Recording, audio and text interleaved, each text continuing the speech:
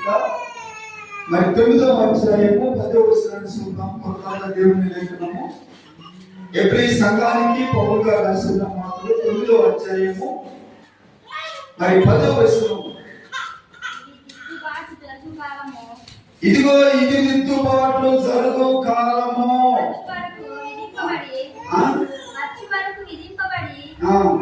అన్నపానములతోను నానా విధములైన ప్రక్షాళనతోను సంబంధించిన శరీరాచారములు మాత్రమై ఉన్నాయి.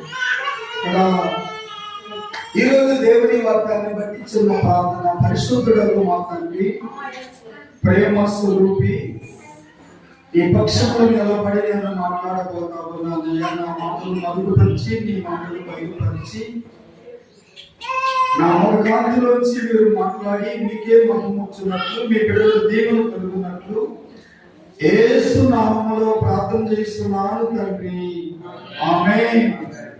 మంచిది. మరి చాలా మరి జాగ్రత్తగా దేవుని మాటలు. ఏ కాలం అంటే ఇది?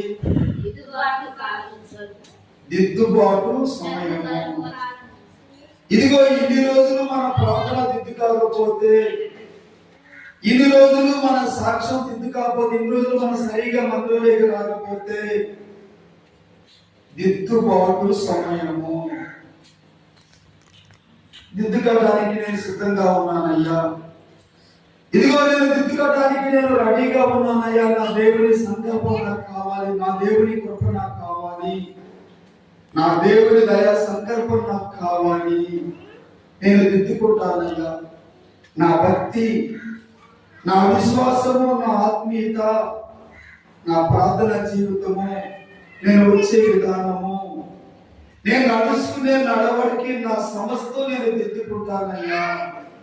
ఏ సమయం అని వాక్యం చెబుతా ఉందంటే దిద్దుబాటు సమయం. ఇదిగో ఈ దిద్దుబాటు సమయమున నేను దిద్దుకుంటా ఉన్నాను. ఎన్ని గంటలకు ప్రార్థన పెడితే ఎన్ని గంటలకు పోవాలి?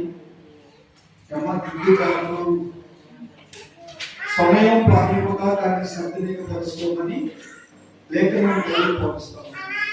ఈ మాట మనం ఏం చేస్తామంటూ వారం వారం మనం ఈ మాట వింటా ఉంటాం. ఇంటి మట్టుకే అలా ఏం చేస్తా ఉంటాం? ఇంటి మట్టుకే ఎంతో ఒకటి